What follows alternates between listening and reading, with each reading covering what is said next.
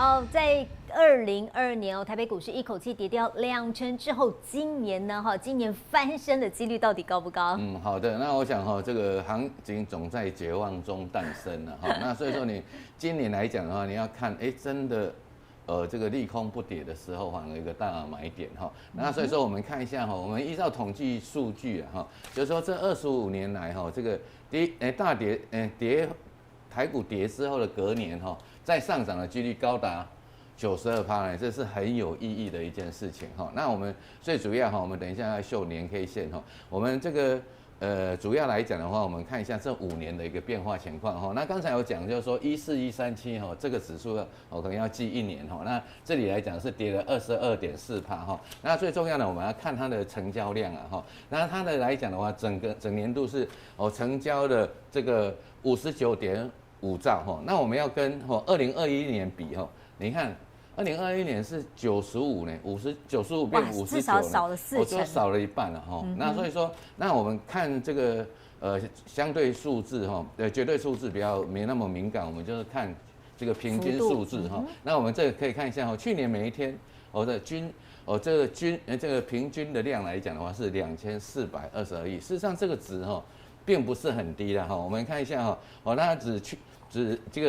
这个前年2021年是3900这个是台湾有史以来最风光的年代，一天快要4000亿那有时候你看刚刚以前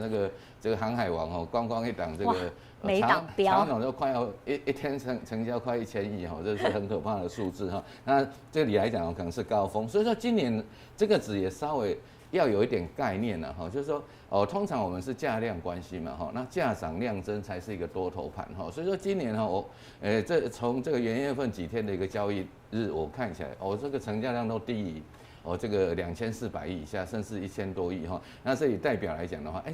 目前的盘势都还是在量缩打底的阶段。那哪一天你看一下它的成交值，如果越过2400亿来讲的话，那表示有机会会重返一个多头，不管是一个短线的、中线的最少有这样的一个反弹的一个机会那另外来讲的话，这里呢这数字这个2000年都开始在起飞嘛你看一下从2019年这里很惨就是这个1200多亿而已，它是一个非常低迷的一个日子那但是这个开放当中税率减半之后，就马上急速的一个往上跳那这里来讲的话，2019有一个重要的一个指数那因为这里差不多是收在12000点左右，所以说今年的指数要跌破123跌破3年的一个新低，代表它的一个所谓的宝塔线会正式翻黑所以说这里来讲12000点来讲个人来讲以为这里应该是所谓的2023年的铁板区12000点，如果说跌下来，我看很多法人机构来讲的话，趁着便宜赶快去布局那通常事实上台股事实上走多的一个机会比较高了，时间也比较长。我们看一下它的一个年 K 线那事实上我们以前常讲的7红1长黑，那到这个循环已经改变了，就是12红连续12红之后才出现一个长黑那因为累积12年的一个多方的能量，所以空头反扑的一个力道就比较变得比较大一点点那所以说这里来讲的话或许可以稍微留意一下这里的一个涨跌幅的一个关键。那另外两个指数再看一下了就5年线的位置就我们刚才那一张表5年线的位置在13282点这里稍微记一下，那10年线的位置很巧，到11189所以说这两个数字稍微看一下所以说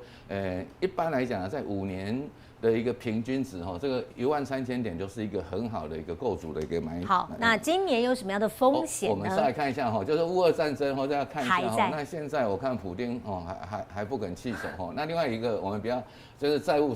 上限的问题，今年可能会发生了那以往那个所谓的白宫都没有钱可以发就是 no work 那就新兴市场债了这去年这个买这些基金的跌幅都是很大的哈。那另外利率走向通膨，我们跟这个中美这个冲突的一个加剧跟晶片的一个限制都是持续做观察哈。那伊朗的一个问题了哈，最近又闹得很凶哈，这个伊朗女权的一个问题哈，连开车都要戴头巾了哈。那这里来讲会不会衍生震荡哈，是大家关心的，因为伊朗是全球前10大的一个公有的一个国家，如果造成原油大涨来讲的话，哇，整个通膨可能又是没完没了哈。那中国房市的一个问题，跟央行这个总裁换人哈，因为去年底央行稍微调高利率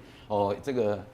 一码之后哇，整个全球亚洲股市的大震荡，这也要关心。那两岸之间的一个发展也是我们所需要的哈。那几个日期稍微看一下就是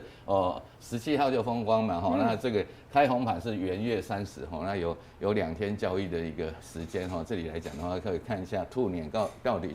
是会所谓的动如脱兔呢，还是这个我们一般有一些大型的寿险公司认为上半年是前途无量哈，那但是下半年是宏图大展，也就是它代表它下半年趁跌，上半年趁跌的时候会慢慢去布局，那下半年来讲的话，就是慢慢收割哈。那我想寿险公司虽然短期内赔这么多啊，但是很难得可以找到这么长线的一个大买点。以后过几年来看这些应该是最大的受惠者。如果说全球股市这种多头的趋势不变的话，我们可以看一下。那另外就是解封啦，我觉得这个事情这里很大方那你就按照台股的经验，第一波就是涨药品。像这些中化都涨翻天了中化生台药健巧涨翻天。那最后来讲的话，如果疫情严重来讲的话，一定所谓血氧机啦所以说血氧机啦、呼吸器这相关的个股，像泰博啦、优胜啦、这个亚博这里要稍微看一下。那之后来讲的话，因为药品需求大所以说通路的获利也一直会上来，包括盛虹啦、信一啦、美无法这些可以看一下。那另外快筛试剂新的一个所谓的变种病毒又出来了搞不好又创造一车需求那另外来讲的话，解封概念股来讲的话，我想这些股票都相当强了譬如说我们看1234的一个美食，这我们在2-3个月前有介绍过那真的跌得很深看周 K 线图跌得很深之后，哇，竟然可以从低档飙上来，已经4-5成了呢美食1234你看我们在这里介绍，你看飙上去所以说只要这个股票够便宜来讲的话，它都有反扑的一个机会。那外资也是在布局这些焦点吗？那我们稍微看一下那外资我觉得阳明这些可以稍微看一下，人保不要管。那另外长荣钢这我们在前年的时候有介绍过，它现在要回到低档这样的一个个股，你就可以随外资去布局那投信也一样那中爱永丰金这些银行相关的个股还有大成钢对于铝镍来讲的话，他们的一个需求也是不错。那另外就是所谓的散装货轮的一个部分来讲的话，大家也可以多追踪。好，看完整个大趋势之后，重要的选股我们留在下个阶段回来继续追踪。